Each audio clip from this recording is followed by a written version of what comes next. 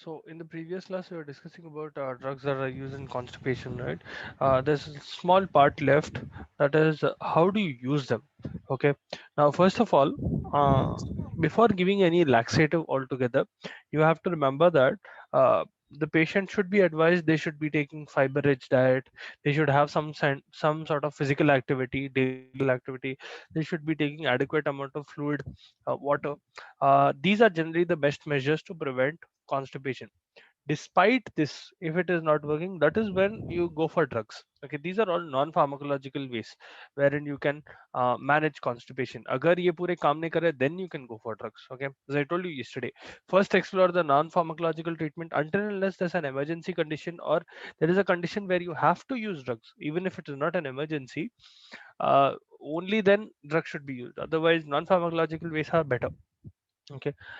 And sometimes there can be drug induced constipation as well. So some patients who are on, let's suppose, NSAIDs like paracetamol, ibuprofen, uh, बहुत सारे हैं, ketorolac, all of these drugs, especially if they are taken for a long period of time, opioid drugs, morphine, codeine, या फिर clonidine. Clonidine is a centrally acting antihypertensive drug, या iron supplementation ले रहे, या फिर कैल्शियम चैनल ब्लॉकर्स ले रहे, like डिल्टियाजिम, निफेडिपाइन, ये क्या बोलते हैं, एंटी हाइपरटेंसिव है वो भी, एंटीहिस्टामिन्स ले रहे, या फिर ट्राइसाइक्लिक एंटी डिप्रेसेंट्स ले रहे. All of these can cause constipation, so that will be classified under drug induced. So drug induced constipation में आते हैं anticholinergics. Anticholinergics will decrease your peristalsis to a certain extent. ठीक है, तो that is why they are calling constipation anticholinergics. NSAIDs, it can be opioids like morphine, codeine, pethidine. Patients who have severe pain उन लोगों को देते हैं, chemotherapy patients या severe trauma patients उन लोगों को देते ही है. आयरन आयरन सप्लीमेंटेशन, या फिर दे आर टेकिंग CCBs. ठीक है, calcium channel blockers, or they are taking clonidine, tricyclic antidepressants, tricyclic antidepressants. Amitriptyline is an example. Yeah, antihistamines ले रहा है. There are other drugs as well. These are the common ones that will cause a lot of constipation. Now, अगर patient को constipation हो रहा when they are on this drug, first choice is try to replace the drug. If you are not able to replace the drug, if the drug cannot be withdrawn, that is when you introduce laxatives. Okay, as I told you, you do not always treat side effects until and unless you can remove the primary drug. Okay, sometimes you will have to bear with the side effect because that primary drug which is causing the side effect cannot be removed, cannot be stopped for the patient. So what you do is you introduce another drug that is treating the side effect. Okay, especially if it is a significant side effect. And laxative use generally can turn into laxative abuse as well. Okay, habitual use of laxatives may cause GI disturbances, especially it will cause inflammatory bowel disease, okay, or inflammatory bowel syndrome. It can cause electrolyte loss, it can cause especially calcium loss. Okay, calcium loss and calcium malabsorption. Calcium does not get absorbed properly. uh, See, all of that will occur because of this. Electrolyte imbalance will occur because of that. Ultimately your heart will also get affected. So you have to keep all of this in mind, especially if they are taking this for a long period of time. Okay, laxative abuse can cause all of this. uh, Remember, normal bowel movements can range anywhere between 3 motions in 1 day to 2 motions per week. Depends on several factors. Okay, anything less than this, that will be a problem. Okay, so that completes our constipation drugs used in GID. There is another small topic called antidiarrheals. I would want you guys to write it as an assignment. Antidiarrheals and IV fluids. I'll put it in your group as well. Another thing, last week जो assignment दिया था, please submit it by tomorrow. All right, now coming to the drugs used in asthma. So respiratory system ke drugs, the new chapter. We have finished that chapter of drugs used in GIT. This is the new chapter, that is drugs used in respiratory system. You have two specific ones, that is drugs used in asthma and antitussives, drugs used in cough. Okay, treatment of cough. They are also called antitussive drugs. We'll first look at asthma, anti-asthmatics, then we'll go to that. So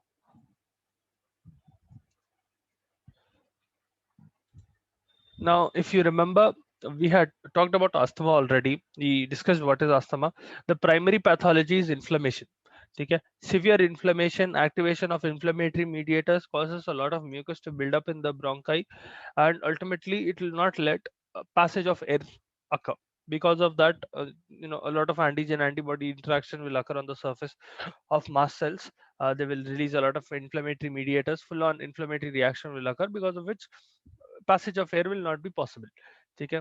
Or it will become very the vertical, the passage will become very narrow because of the presence of mucus, and the patient will not be able to breathe properly. Okay? Sometimes the patient might go into a special condition, an emergency condition called status asthmaticus.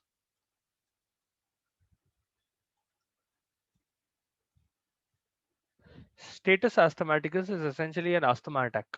Okay, it can be triggered because of several things. It can be triggered because of an allergen. It can be triggered because of stress, anxiety, several reasons. Status asthmaticus. But essentially, what is happening is, even after they take the drug that is present in their inhaler, generally asthmatics, people who have asthma, they will carry an inhaler and they will carry drugs with them. Okay, it is mandatory. Just like people who have epilepsy, these people also need to carry the drugs with them at all times. Generally, उनके pocket में या कहीं ना कहीं नजदीक रहता. What happens is, in case of status asthmaticus, even after inhaling the drug, even after you administer the drug through inhalation, they will not be stabilized almost after 30 minutes or so. Generally, if you given if you inhale the drug, within a few minutes the patient will stabilize.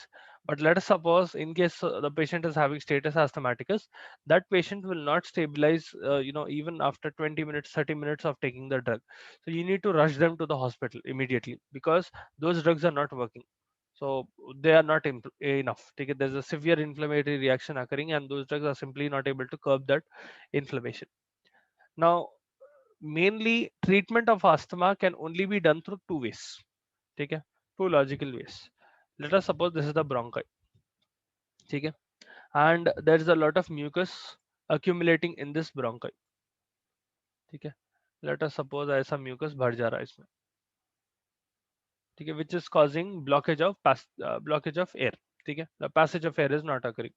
It is not able to pass from top to bottom. Anyway, it is not able to reach your alveoli and so on. So आप दो चीज कर सकते हैं इसमें. First, you can dilate the bronchi. So let us suppose that is the condition. What I can do is, by giving certain drugs, I will simply increase the size of the bronchi temporarily. Okay? So what is happening, even though it was blocked initially, I am creating all of this extra place. Okay? This space will allow air to flow in. Okay? And it will help you stabilize the patient. That is the first way. Second way is by giving mucolytic agents. Mucolytic agents will be those that will uh, essentially break down mucus. Okay? You can also put it in another way. They are drugs that are anti-inflammatory per se, in the sense that they will not allow mucus to be produced altogether. ठीक है. कभी कभी mucolytics देते हैं. अगर mucolytics नहीं दिए तो you can also give anti-inflammatory agents wherein it will not allow mucus to be produced altogether. ठीक है. Any more mucus. तो आप अगर bronchodilators को combine करें anti-inflammatory agent से, so what will happen is that inflammation which is building up, mucus which is building up, that will stop, and the bronchi which get dilated, they will be able to handle whatever mucus which has already blocked these bronchi. ठीक है. Let us suppose the patient is having an asthma attack. Okay? And this is their original bronchi size, and slowly this mucus level is increasing. Let us suppose itna, okay? And they are already wheezing, they are not able to breathe properly. All of that is happening. Okay? If you give a bronchodilator and anti-inflammatory agent together, first of all, it will stop the growth of this mucus to this. ठीक है, that mucus will not be able to proliferate anymore, in the sense that mucus is not proliferating per se. The production of mucus will not occur. Second, they will increase the size. So bronchodilators के साथ मिला के दिए, if you combine it with bronchodilators, it will increase the size of the bronchi temporarily, and the passage of air will become more smoother. It will become easier for the patient to breathe. Those are the only two mechanisms through which you can essentially treat asthma. ठीक है? I hope you guys are following. If you didn't understand or if you want me to repeat, see, I'll generally keep on going at this speed, thinking that you are understanding.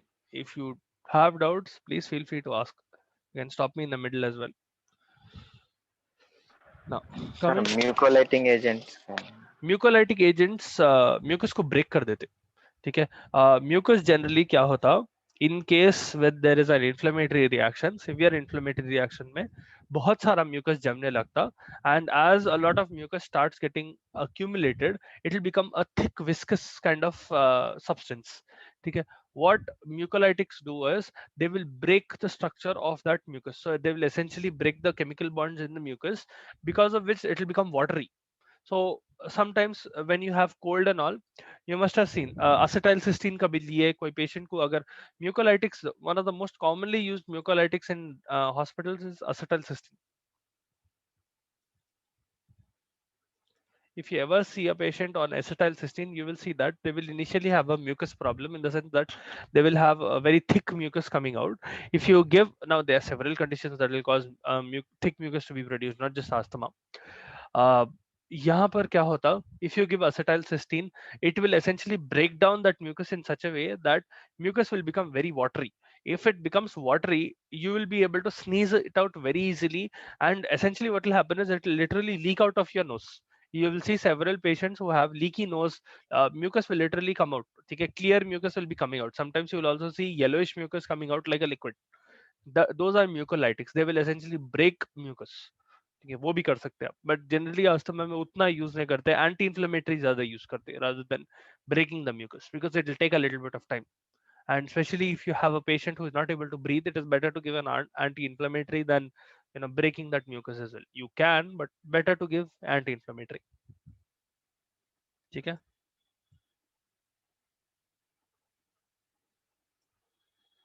Now, coming to the drugs that are used in asthma, first of all, bronchodilators. Now, before we get into bronchodilators, I remember that I told you I'll explain what are receptors, cholinergic receptors, and what are adrenergic receptors. यहाँ पर specially we'll look at adrenergic receptors. So adrenergic receptors क्या है? They will conform with adrenaline. ठीक है? There are several places where adrenergic receptors are present. Now I'm not going to detail in all of them. When the time comes, we'll go into that detail. यहाँ पर specifically adrenergic receptors will be those receptors which will attach, or to whom adrenaline will attach, and it will stimulate that receptor. Essentially, those locks, let us suppose this is the lock, which is the receptor. It will only be able to conform with adrenaline. Only adrenaline can come and attach to this, and it will only adrenaline can give you a function out of this receptor. Meaning, if adrenaline is attaching to the receptor, that is when stimulus is produced and the receptor is activated. Essentially, it will give a response to your cell, and it will further propagate whatever message is coming from that adrenaline. So it is essentially a receptor that is working for adrenaline. Now there are 5 types of receptors that will conform with adrenaline. You have alpha 1, so alpha receptors and beta receptors bolte hain. Both of them are adrenergic receptors, alpha and beta.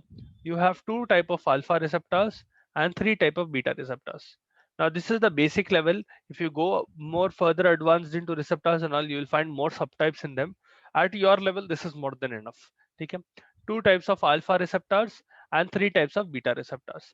Here, with respect to alpha, they will differ based on their location and slightly based on their function as well, what kind of response they generate. Okay? Here, in specifically in asthma, we are concerned with beta receptors. Okay, especially beta 2 receptors. Now, just in case, I will tell you, beta 1 receptor will be present in your heart. It will also be present in your juxtaglomerular cells, kidney ke. Okay. B2 receptors will be present in your bronchi. This is important. B2 receptors are present on your bronchi. ठीक है, these are part of your sympathetic nervous system. ठीक है, आपका sympathetic nervous system, whenever it has to give an adrenergic response, it will generate adrenaline. That adrenaline is essentially going to these receptors, stimulating it and causing a response. B2 receptors are present also on blood vessels. You will find them on uterus, GIT, also in urinary tract, in eye. ये पूरे जगह पे B2 receptors present है. Specifically on blood vessels and bronchi, it'll act as a dilator. So whenever B2 receptor is stimulated through adrenaline, so adrenaline molecule is coming and attaching to the B2 receptor, it will cause dilation of bronchi and it will cause dilation of blood vessels. Here it is very important because in asthma you are essentially trying to dilate the bronchi so that passage of air is becoming easier. B3 is present in adipose tissue. Okay? B3 type of receptors. Whenever it is stimulated, it will cause lipolysis. Anyway, so अपन जब cardiology के drugs पढ़ेंगे, then again we'll come across this B1 and B2 receptors. At that time, I will tell you what is the function of B1 and also tell you what is. आप लोगों को कभी ionotropic, chronotropic and dromotropic drugs के बारे में पढ़ाए थे क्या? या ionotropic, chromotropic and dromotropic agents? It might also come in physiology sometimes. If it did not, I'll explain it to you some other time. Have you all ever been taught about ionotropic drugs, chromotropic drugs, and chronotropic drugs? No, sir. नहीं पढ़ा है? Okay. अच्छा ठीक है, अभी खत्म कर देंगे, कई को फिर भूल जाते ना. This is not a part of asthma per se, but it is something that you need to know. It is better that you know. So ionotropic, chromotropic, and dromotropic. Agents रहते या drugs रहते, whatever thing that is stimulating specific type of response, those will be classified under ionotropic, chromotropic, or dromotropic. First of all, ionotropic agents. Any agent that can modify the force of muscle contraction in your heart. ठीक है? Any drug that will modify or it will increase force of contraction. It will essentially increase force of contraction in heart or of heart. ठीक है? So आपका जो क्या बोलते हैं output रहता सिस्टमिक आउटपुट कार्डियक आउटपुट जो रहता I hope you remember what is cardiac output cardiac output is influenced by two things. One is force of contraction, second is rate of contraction. यहाँ पर ionotropic agents are increasing your this thing cardiac output by increasing force of contraction. Any drug that will increase force of contraction or modifies the force of contraction, force of muscle contraction, will be classified under ionotropic drugs. Chromotropic drugs are drugs that will change heart rate. Okay, these will.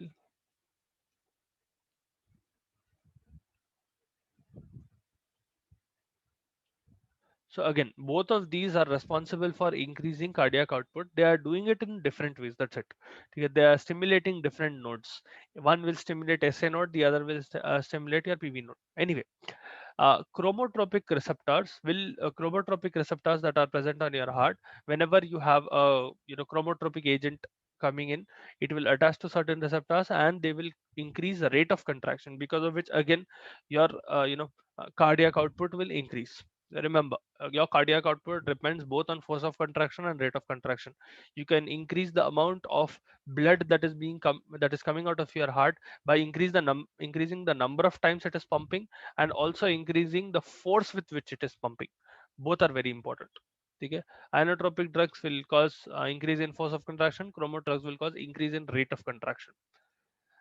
Then we have dromotropic drugs. Dromotropic drugs will essentially change conduction spread in AV node.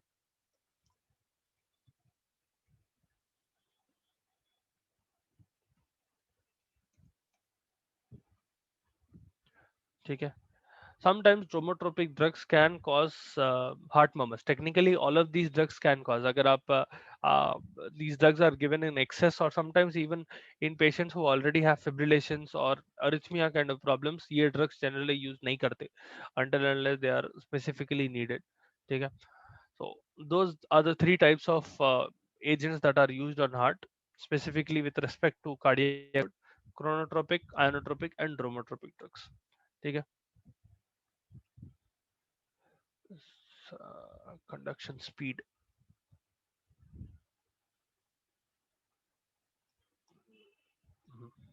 Conduction speed को बढ़ाते AV node पे। Now coming back to this thing, bronchodilators. So as I told you, we are concerned with beta 2 because beta 2 adrenergic receptors are present on bronchi, and whenever adrenaline comes and attaches to that beta 2 receptor, it will give a dilatory response. Bronchi will dilate.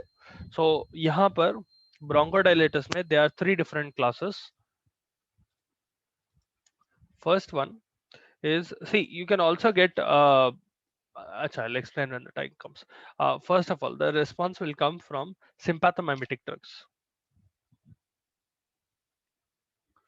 Mimetics, ठीक है।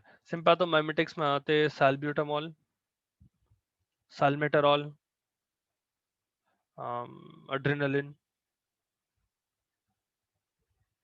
and terbutaline, ठीक है। all of these are beta 2 adrenergic stimulants, ठीक है। these are beta 2 stimulants, या इन लोगों को beta agonist भी बोलते हैं, ठीक है। If you remember, I told you during the first chapter, any drug that is giving a positive response from a receptor will be called a agonist drug. Essentially, it is stimulating the receptor. If it is decreasing the function of that receptor, or it is inhibiting the function of that receptor, it will be called an antagonist. Okay, these are beta 2 agonistic drugs. Okay, what they will do is essentially they will mimic sympathomimetic stimulation. So whenever adrenaline is coming, and let us suppose a lot of adrenaline is released in your this thing body. Generally, let us suppose when you are running, okay, when you do any physical activity, let us suppose you are walking very vigorously, or you are running, or you're doing whatever which is physically demanding, your body will naturally start releasing a little bit of adrenaline. During that period of time, what will happen is your bronchi will dilate, it will allow for more oxygen to come in, and you will be able to perform slightly better, okay. Your body is essentially helping you. यहाँ पर what you are trying to do with these drugs is you are trying to mimic the function of adrenaline. That is why they are called sympathomimetic. They will mimic sympathetic system, or they will mimic the sympathetic response that you get from your body. You are not getting any adrenaline response. You are trying to mimic it with drugs. Okay. So these are essentially selective beta 2 agonists. They will selectively stimulate only beta 2. There is a reason why only you want to stimulate only beta 2, because what happens is, let us suppose the patient has some cardiac problem and they have asthma. Okay. Let us suppose there is a patient who has both cardiac problems and asthma. In that scenario, you do not want to overstimulate, or you do not want to stimulate their beta 1 receptors. Beta 1 receptors which are present on your heart. If you cause stimulation of beta 1 receptors, it can again put a load on their heart, and it can damage their cardiac muscle. Okay? Cardiac tissue as such. So these drugs are selective. Okay? These are selective beta 2 agonists. So whenever you are giving this drug, it will selectively only stimulate beta 2. It will not affect beta 1 or beta 3. Okay? It will only give a response from beta 2 receptors. Right? So as these drugs are given, let's suppose salbutamol and terbutaline, especially these two are selective. Salbutamol, terbutaline. ठीक है, they will stimulate beta 2 receptors in your bronchial mucosa, cause bronchodilation. ठीक है, and these are some of the fastest working bronchodilators. ठीक है, generally inhale, जो inhaled drugs रहते हैं, inhalers में जो drugs रहते हैं, those will be salbutamol and terbutaline. Sometimes even salmeterol भी use करते हैं. ठीक है, you will get a peak effect within 10 minutes. ठीक है, patient will be able to breathe properly within 10 minutes. Sometimes you have certain drugs which work even faster. Okay, the duration for which they will act is roughly around 6 hours. Okay, the main problems that will occur with excessive stimulation of sympathomimetics through sympathomimetics, or adverse effects that you get with these, will include tremors. The patient might have palpitation, especially if it is a non-selective agent. Again, non-selective beta to beta agonist दिया आप, तो it can cause palpitation. It can cause nervousness and anxiety as well.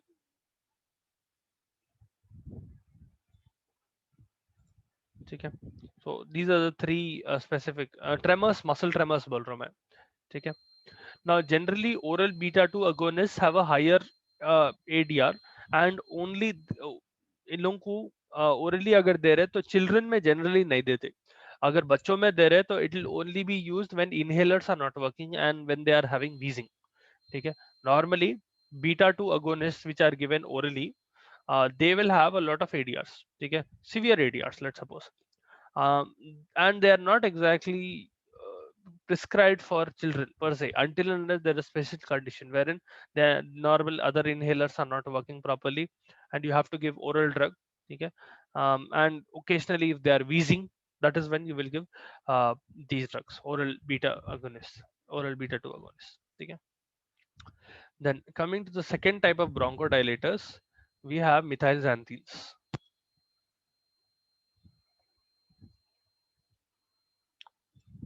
Methylxanthines में दो drugs आते हैं, theophylline and aminophylline.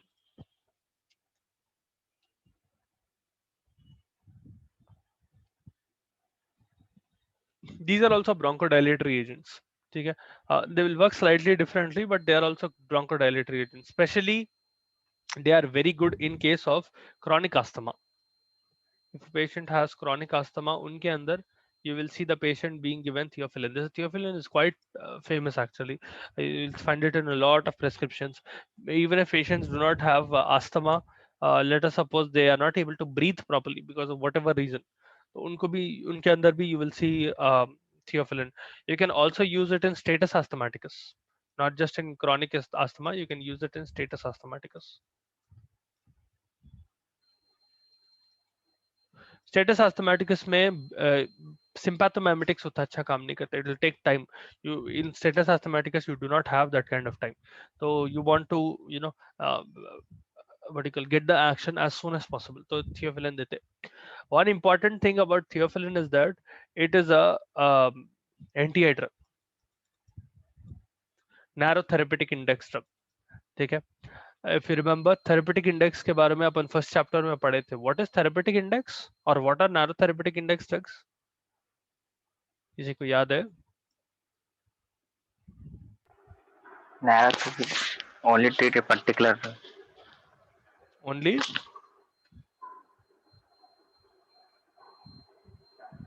एक ही उसको treat करता था. नहीं. What is therapeutic index? First think, what is therapeutic index?